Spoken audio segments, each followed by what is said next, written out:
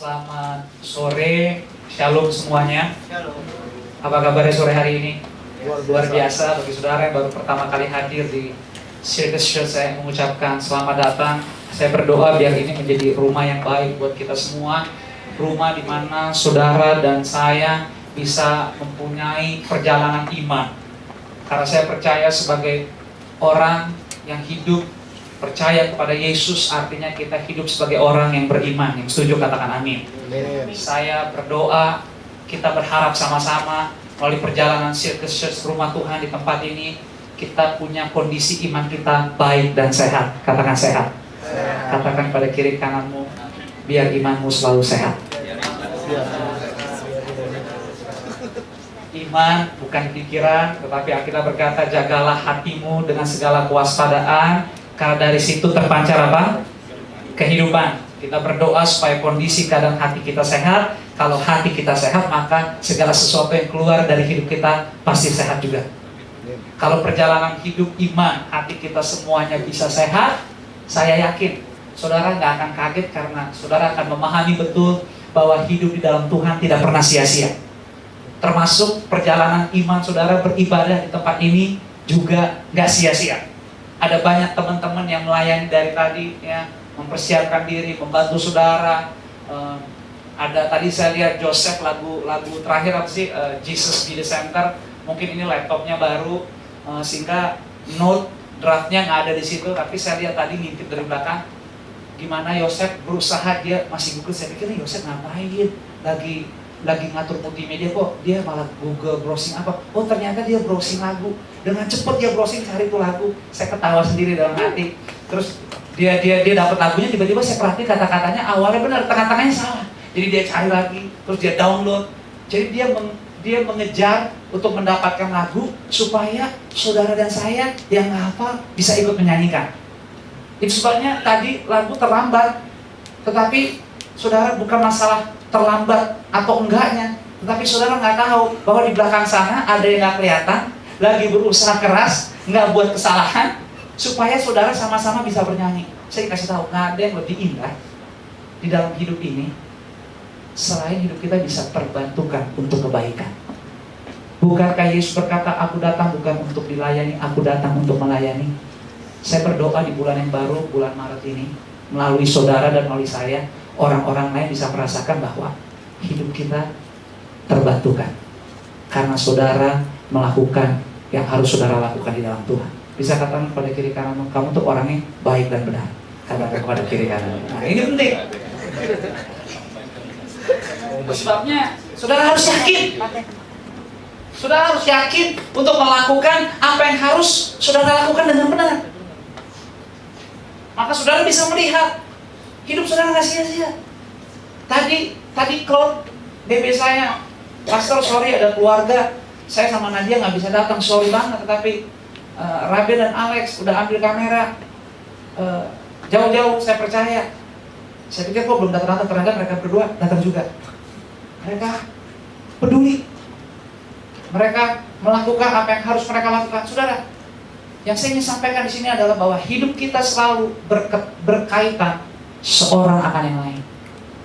Kalau Tuhan beri bulan Maret ini di hidup kita, bulan Maret ini tidak untuk kita hidup sendirian di bulan ini. Saudara setuju kan? Hidup kita selalu berkaitan seorang akan yang lain. Saya berdoa melalui rumah Circus Church ini, dimanapun saudara berada, kebaikan Tuhan di hidup saudara bisa dirasakan oleh orang lain. Maka dengan demikian orang bisa melihat, ini bukan tentang saudara yang lama, ini bukan tentang apa yang saudara pikir, image tentang apa yang saudara bayangkan tentang diri kita sendiri. Tetapi kalau Tuhan dan kehendaknya terjadi di hidup hidup saudara pasti luar biasa. Bisa berikan kemuliaan yang paling meriah bagi Tuhan sore ini. Sore ini saya mau bicara tentang satu topik yang mungkin gak terlalu sering dibahas, tetapi ternyata waktu saya pahami, waktu saya coba dengar, saya pelajari, saya baca lagi, ternyata topik ini punya pengaruh yang hebat banget untuk kehidupan kita. Minggu lalu saya bicara tentang position for blessing. Memposisikan diri untuk menjadi berkat. Kalau saudara dan saya selalu rela hari-hari kita mau memposisikan diri untuk menjadi berkat, maka saya yakin kita tahu berkat kita datang dari Tuhan. Dan kalau kita selalu siap untuk menjadi berkat, Tuhan di surga pasti tersenyum dan ketawa karena Dia tahu ternyata hidup kita bisa dipercaya. Dan kalau Tuhan bisa percaya hidup kita, Tuhan tidak akan pernah berhenti memberi kepercayaannya kepada kita. Amin. Kita boleh hidup, kita bernapas hari ini adalah anugerah Tuhan. Hari ini adalah kesempatan. Minggu lalu saya bicara tentang bagaimana bisa memposisikan diri menjadi berkat adalah milikilah kesadaran diri tentang apa? Righteous ownership. Kepemilikan yang benar. Apa sih artinya kepemilikan yang benar? Righteous ownership, kepemilikan yang benar adalah waktu kita sungguh-sungguh sadar bahwa hidup kita, segala sesuatu yang kita cita-citakan, bahkan segala sesuatu yang terhubung dengan kita, mungkin orang tua, mungkin teman-teman, mungkin hubungan kita, mungkin kampus, sekolah, bahkan pelayanan, mungkin gereja, atau apapun, mungkin segala sesuatu dalam hobi kita. Righteous ownership adalah waktu kita menyadari betul bahwa semua itu adalah kehidupan yang tidak bisa dilepaskan dari Tuhan. Righteous ownership adalah kesadaran diri bahwa seluruh hidup kita pasti terhubung dengan Tuhan. Kalau kita bisa sadar hidup kita terhubung dengan Tuhan, kita tahu persis bahwa memang ada saat kita menunggu waktu itu bukan lagi tentang waktu kita, tetapi waktu Tuhan. Waktu kita sadar hidup kita terhubung dengan Tuhan, kita mengerti ternyata hari-hari kita, apapun yang kita lakukan, ini bukan hanya tentang maunya gue, kehendaknya gue, tapi kehendaknya Tuhan. Dan kalau kita bisa memiliki kesadaran ini, kepemilikan yang benar, saya yakin bahwa apapun yang saudara lakukan, saudara nggak pernah berjalan sendirian, tapi saudara mau melibatkan Tuhan. Dan kalau Tuhan dilibatkan, kadang-kadang ini bukan tentang usaha kita mencari kebenaran. Ini bukan tentang usaha kita coba memperbaiki diri. Tapi kalau kita melibatkan Tuhan, Tuhan punya cara yang ampuh untuk membawa masa muda kehidupan diri kita masing-masing berada di posisi yang benar. Akhirnya fungsi masa muda kita pahami. Mungkin kita punya kekurangan, mungkin kita ada dalam keterbatasan, tetapi saudara tahu ternyata melalui hidup saudara ada teman-teman diberkati. Ada nilai-nilai yang orang lain lihat bahwa ini bukan dia dulu, tapi mungkin teman-teman bisa bertanya kepada diri sendiri bahwa, loh kenapa dia bisa seperti ini? Kenapa kata-katanya bisa menyejukkan? Kenapa kata-katanya bisa memberi saya damai? Ini bukan tentang kita. Tetapi waktu kita sadar, hidup kita terhubung dengan Tuhan. Dan caranya adalah, saudara datang ibadah sore ini. Caranya adalah, saudara baca firman dengan setia. Caranya adalah, saudara menyisihkan waktu ngobrol-ngobrol di dalam doa sama Tuhan. Perlu usaha nggak? Perlu. Tetapi semua itu akan membantu saudara memposisikan diri untuk menjadi berkat.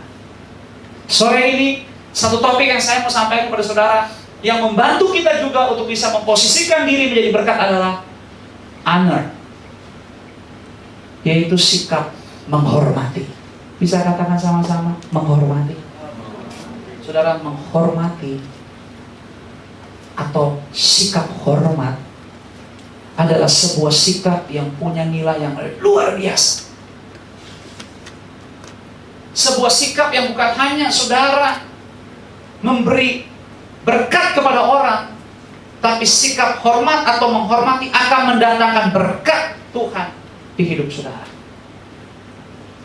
Sikap hormat tidak pernah bekerja satu arah. Sikap hormat selalu bekerja dua arah. Maka firman Tuhan katakan, kalau kita lihat sejenak sama-sama dalam 1 Petrus 2 ayat 17. 1 Petrus 2 ayat 17, kita bisa lihat nanti di multimedia di depan. Ini firman gak asing. Dan firman ini berkata, Petrus berkata, hormatilah semua orang, kasihilah saudara-saudaramu, takutlah akan Allah, dan hormatilah raja. Hormatilah semua orang, kasihilah saudara-saudaramu, takutlah akan Allah, hormatilah apa? Raja. Saya berdoa biar Circus Church Family dimanapun kita berada, kita bisa punya sikap menghormati semua orang. Saudara setuju nggak? Karena dengan sikap ini, saudara membuka peluang untuk memberi kesempatan diri saudara bisa menjadi berkat bagi orang. Makanya Alkitab kan suka bilang, bahkan sudah jelas bilang, kalau ada yang melakukan kejahatan sama kamu, jangan dibalas, tapi kalahkanlah kejahatan dengan apa? Kebaikan. Saya menghormati banget yang namanya Bapak Abraham Samad. Saya menghargai yang namanya Bapak Abraham Samad, Ketua KPK. Tapi saya sangat menghormati yang namanya Bapak Abraham Konrad Supit, karena itu bapak saya. Kalau saya menghargai Bapak Abraham Samad karena karya-karyanya di KPK, ya udah, saya sebatas menghargai, lalu tidak ada hubungan lain apapun, selesai. Tetapi saya sangat menghormati yang namanya Bapak Abraham Konrad Supit karena dia ayah saya. Sehingga waktu ayah saya Abraham Konrad Supit itu mulai bicara, menyampaikan sesuatu, pasti perkataannya saya dengar. Dan kalau perkataannya mengandung ajakan atau perintah, kemungkinan besar saya akan ikuti kata-katanya. Saudara tahu kenapa? Karena kata-katanya mempunyai nilai kehidupan bagi saya. Menghargai dan menghormati dua hal yang berbeda. Menghargai bersifat pasif. Tapi kalau saudara menghormati dan punya sikap hormat, itu memiliki sifat aktif atau tindakan. Saudara paham? Menghargai Sir Alex Ferguson. Kalau saudara suka bola, MU kemarin menang 4-0. Saudara hanya bisa sebatas menghargai, tidak menghormati. Tapi saudara menghormati ayah saudara, karena ayah saudara terhubung dengan nilai kehidupan di hidup saudara. Yang setuju katakan amin. Sehingga waktu ayah saudara menyampaikan sesuatu, kemungkinan besar saudara akan mengikuti dan melakukannya. Hormat bisa mengenali nilai-nilai. Itulah kenapa firman-Nya berkata, hormatilah semua orang, kasihlah saudara-saudaramu, takutlah akan Allah, tetapi hormatilah siapa? Raja. Raja bicara tentang pemimpin. Raja bicara tentang, saudara, kalau yang namanya kerajaan, itu setiap rakyatnya itu ada di bawah kuasa sang raja.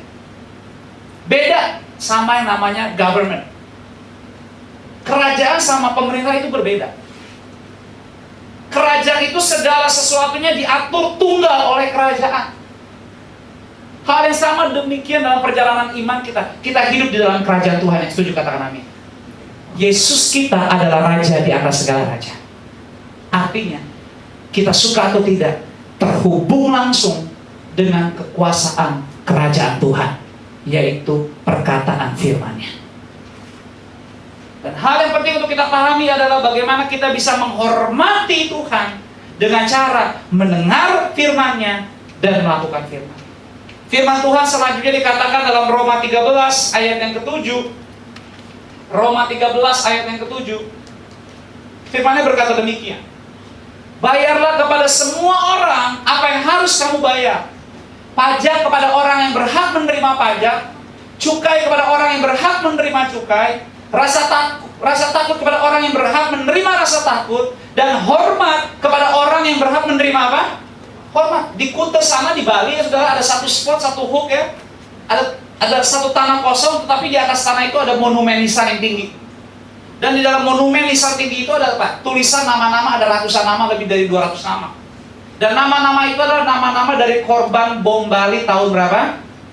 2002. Lahan tanah di kota itu saudara, posisi di mana batu itu ada, itu tempatnya strategis banget. Orang banyak sekali ingin apa? Menggunakan tempat itu sebagai tempat usaha.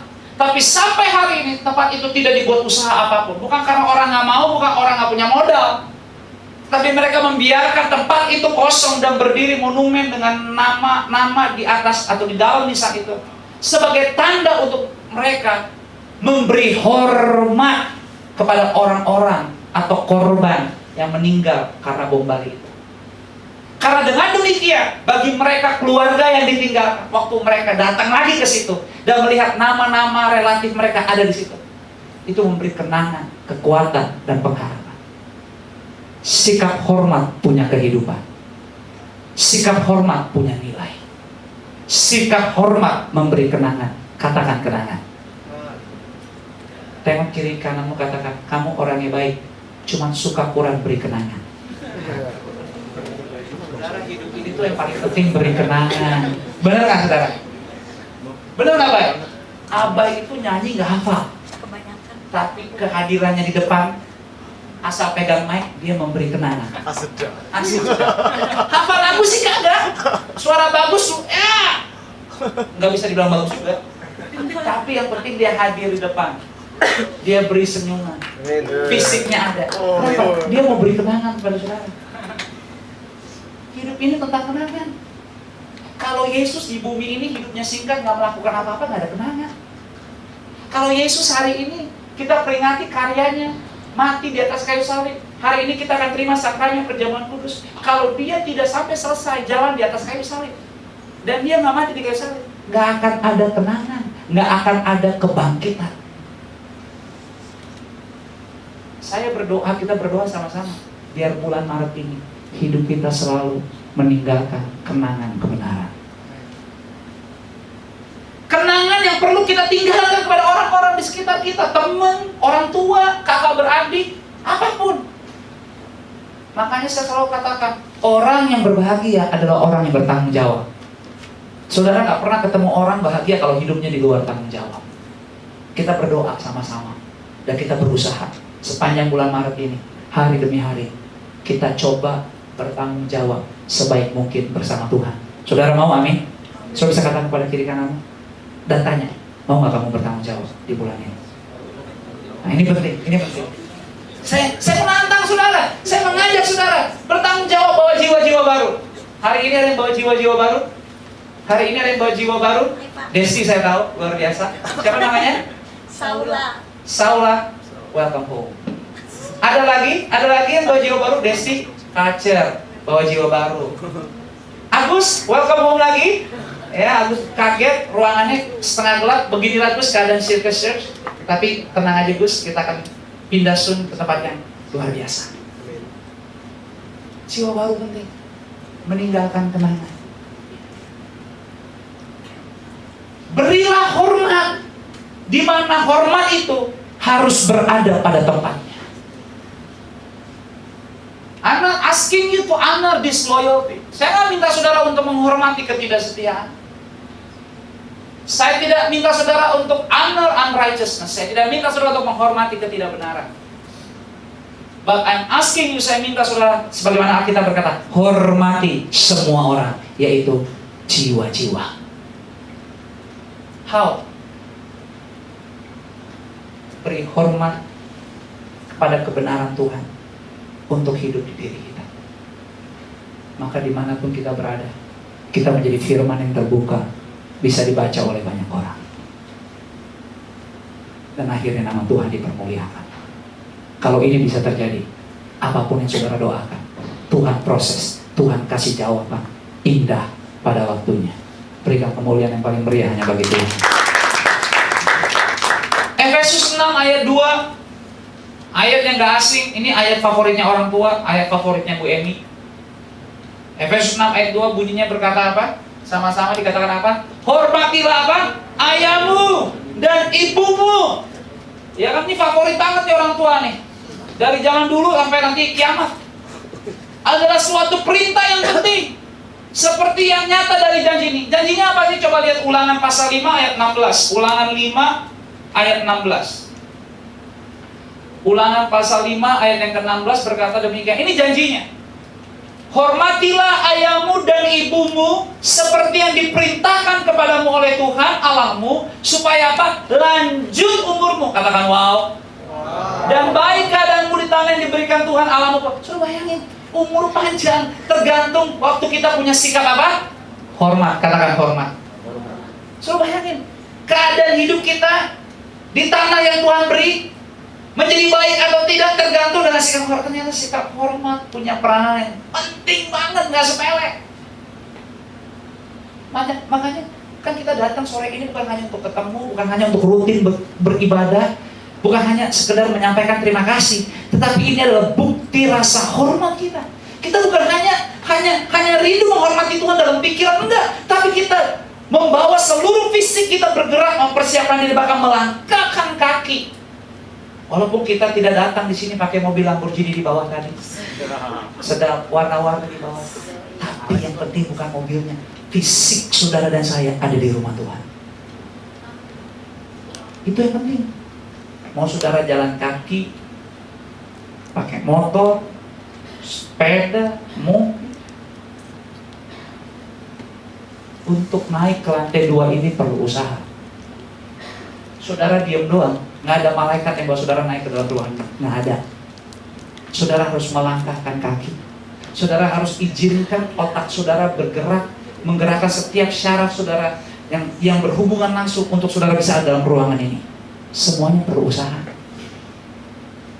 Sampai situ saja hidup saudara menyenangkan hati Tuhan. Menghormati Tuhan bukan hanya di pikiran, karena hormat punya nilai kehidupan.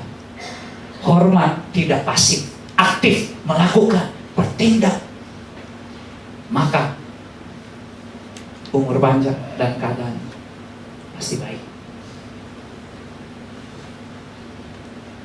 Firman Tuhan katakan selanjutnya sejenak, Mazmur 112 ayat yang ke-9. Mazmur 112 ayat yang ke-9. Firman-Nya berkata demikian, Ia membagi-bagikan, Ia memberikan kepada orang miskin, kebajikannya tetap untuk selama-lamanya, tanduknya meninggi dalam kemuliaan. Saudara, ayat ini mendorong saudara untuk jangan menyerah, jangan berhenti, tapi terus melakukan tindakan apa yang saudara perlu lakukan dalam tindakan kebaikan dan kebenaran Tuhan hidup saudara. Itu adalah hormat yang sejati. Tanduknya meninggi dalam kemuliaan, dalam Amsal 5 ayat 9. Amsal pasal yang ke-5 ayat yang ke-9. Amsal 5 ayat yang ke-9, dia berkata demikian, supaya engkau jangan menyerahkan keremajaanmu kepada orang lain dan tahun-tahun umurmu kepada orang kejam. Artinya begini, please jangan sia-siakan waktu yang ada. Jangan biarkan saudara mempunyai kesempatan, saudara sadar punya kepemilikan yang benar, saudara sadar hari ini adalah anugerah Tuhan, saudara sadar bahwa bulan Maret ini benar anugerah Tuhan, tapi jangan hanya memiliki kesadaran itu dalam pikiran saja atau sampai sebatas di ibadah sore ini, tapi berusahalah hari demi hari sepanjang bulan Maret saudara bertindak dengan sikap hormat kepada Tuhan.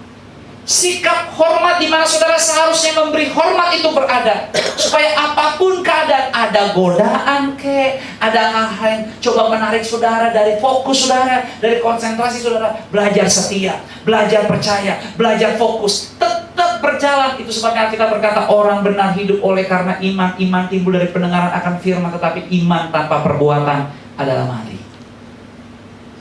Kalau saudara lihat sejenak saja Kisah Para Rasul 14 ayat 8 sampai 10. Ini kisah simple banget, tetapi memberi pemahaman yang jelas bagaimana sikap hormat itu mempunyai dua arah yang bekerja. Kisah Para Rasul 14 ayat 8 sampai 10, firman-Nya bercerita tentang seorang yang lumpuh. Di Listra ada seorang yang duduk saja karena lemah kakinya dan lumpuh sejak ia lahir dan belum pernah dapat berjalan. Ayat 9 dikatakan, tetapi ia duduk mendengarkan ketika Paulus berbicara.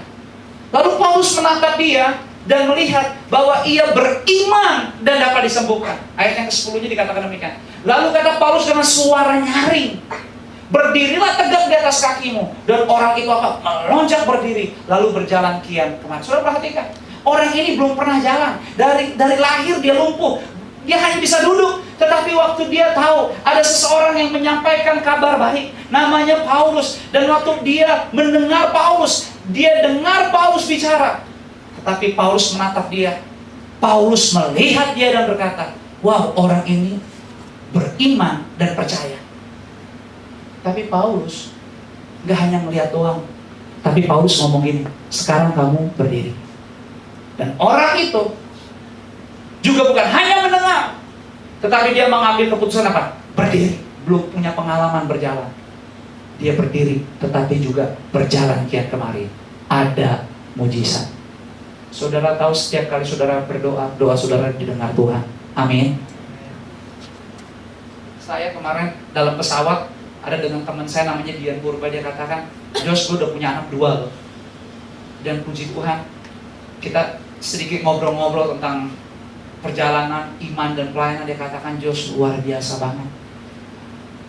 Hidup gue juga diubahkan luar biasa. Sekarang Josh, since gue punya anak 2 nih, dua-duanya cewek, Josh, kalau anak gue sedih, itu rasanya gue ibu nih lebih sedih rasanya daripada anak gue. Terus dia begini, apalagi Yesus ya. Kita anak-anaknya kalau kenapa-napa nih Josh, pasti Yesus lebih sedih dibanding kita. Saya sih belum jadi bapak. Mungkin di sini Ibu Emi punya cerita atau yang lain punya cerita, Bintang punya cerita. Tapi saya ingin katakan, saya percaya teman saya berkata yang sama. Saya punya 17 keponakan. Saya percaya kakak-kakak saya, adik saya punya penjelasan bahwa ini so true. Yesus sangat mengasihi kita luar biasa. Saya berdoa, sama-sama kita berdoa, biar di bulan ini kita bisa sama seperti orang lumpuh tadi. Bukan cuma ngedengerin, tetapi waktu Paulus berkata, wow, sekarang kamu berdiri, saudara gak ragu-ragu untuk melangkah. Yang setuju katakan amin. Lakukan apa yang saudara harus lakukan dalam kebenaran. Mungkin tentang menghormati orang tua, mungkin tentang menghormati tanggung jawab saudara, mungkin tentang menghormati kepercayaan, mungkin tentang menghormati perintah Tuhan. Wah, rasanya untuk ampunin susah banget, enaknya ngebalas nih kalau kayak gitu. Tapi Tuhan katakan jangan. Bukan begitu sistem kerjanya. Kita menghormati Dia yang adalah Tuhan yang memberi perintah yang kekal. Saya berdoa bulan ini kita mengalami BOB, blessing, opportunity, and breakthrough. Berkat, kesempatan, dan terobosan. Biar bulan ini BOB itu menjadi perjalanan iman nyata di hidup kita. Saudara mau mengalami BOB, amin? Katakan pada kiri kanan, gue berdoa dulu bulan ini BOB. BOB apa? Blessing, opportunity, breakthrough. BOB, blessing, opportunity, Bung Marley. BOB. Saya berdoa kita bisa hidup dalam BOB ini. Sederhana caranya. Miliki sikap hormat. Letakkan hormat itu di mana hormat itu harus berada pada tempatnya. Kalau Jesus is be the center di hidup kita, kita berdoa setiap hari bulan Maret, Yesus selalu kita letakkan menjadi pusat perjalanan hidup, masa muda, keluarga, pekerjaan, pergaulan, studi, kampus kita, relationship kita. Yesus yang utama. Maka bagi Tuhan tidak ada yang mustahil. Dia sanggup memberikan lebih dari yang saudara doa, saudara minta. Sebab Yesus mencintai kita. Have a blessed Sunday night. Sebelum kita selesai, kita akan masuk dalam sakramen perjamuan kudus.